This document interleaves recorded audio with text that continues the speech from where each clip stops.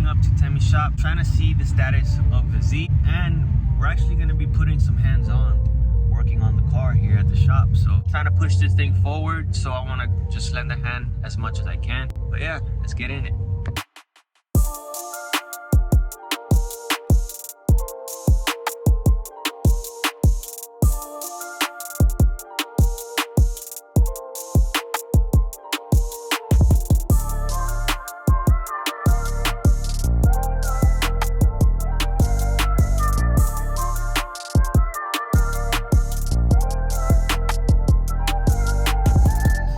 So some Z progress.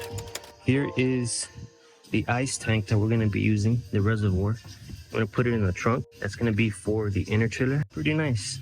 Went with a 2.5 gallon. I had a 1.5, I believe, on the Q50, and it was pretty good. I think it was sufficient enough. So I think with 2.5, it would be the sweet spot for the inner chiller going down the 1/4 mile track. And as you can see here, they're making extremely good progress. Turbos are on. Heat shield, they have to modify it a little bit to fit. Wastegates, these are actually Q50 and Q60 wastegate. The Z ones did not fit inside the housing for some reason with the sleeve. So looks like the wastegate has been attached. Everything is pretty much ready to go back in. Down pipes are on. Oh yeah. I was a little worried. I thought, you know, we weren't gonna reuse these, but they made them work. Actually pretty impressed. These are the block off plates that I was talking about in my previous video. That way, if you don't have a red sport, you could just block it off. All right, so we're gonna go ahead and replace the spark plugs right now. So we have some NGKs. These are direct replacements. They come from Japan. Part number is R2558E9. These are 1 step colder. That's why, hence you have the number 9 back here. Heat range 9. We also have the Deatschwerks injectors that I want to be installing, because we're definitely going to run our fuel with this Z. There's also another modification you have to do. They have to shave the motor mount just a little bit for it to clear. If not, it would be touching. And for some reason, it's only on the driver's side. The passenger side is okay. You know, there's one thing that I really want to make for this car, and I have some connections that can do this for me. I want to make like an entire undertray for the bottom of this car so it's more aerodynamic. Something to cover up mainly just like the rear end up to the bumper. I think that's going to help a lot with the drag coefficient. I think here, I mean, there's not much you could do. This is where the exhaust goes.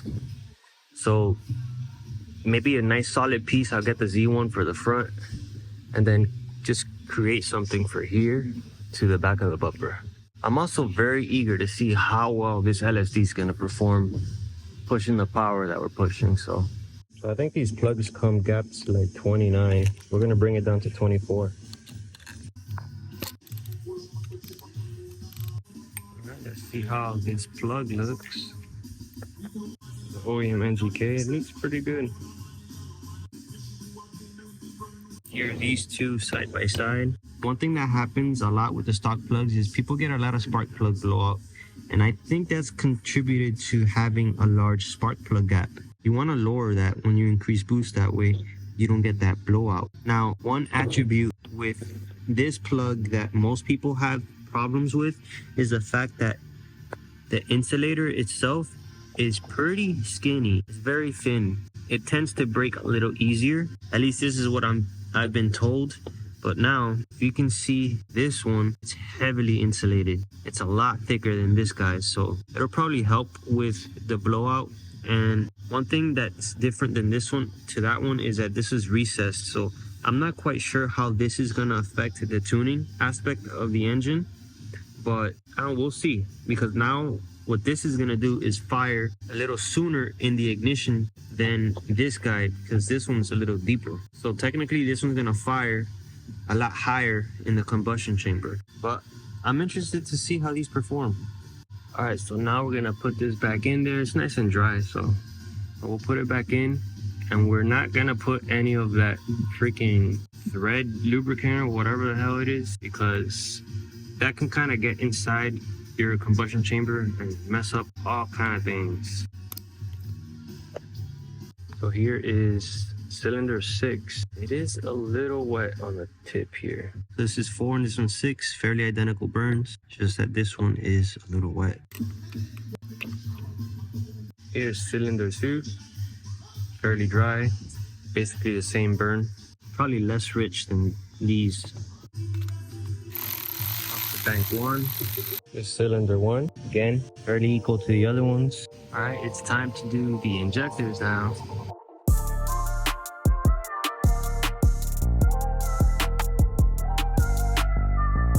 Here are the injectors. Got them out. Gonna lube up these O-rings and slide these babies in.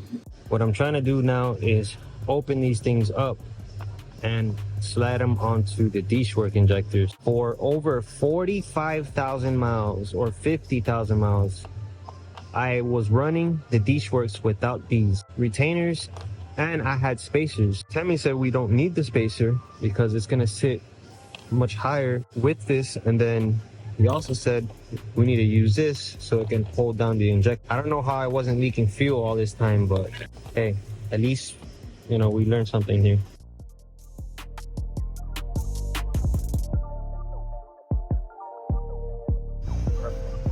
So apparently this is how it goes. The retainers are in place and it's pretty locked in there.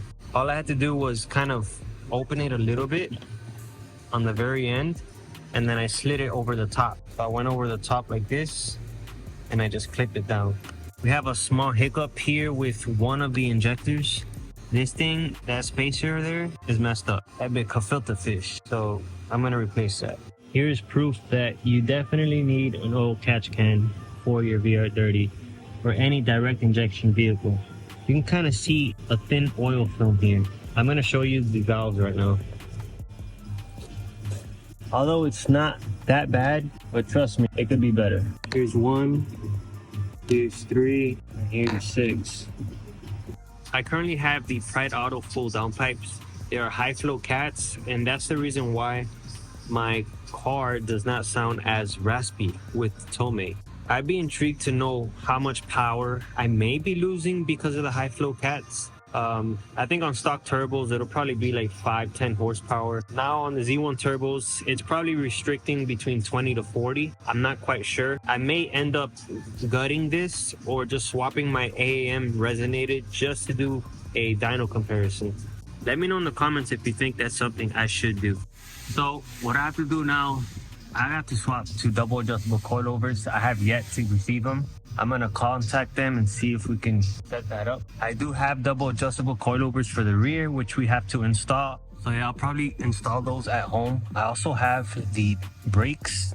I have to downsize to the base brakes so I can fit the 15-inch drag wheel on there. So that means base rotor and base caliper. The exhaust is on, turbos are on. Right now what we're trying to get done is the inner trim. So you can see it's on there right now.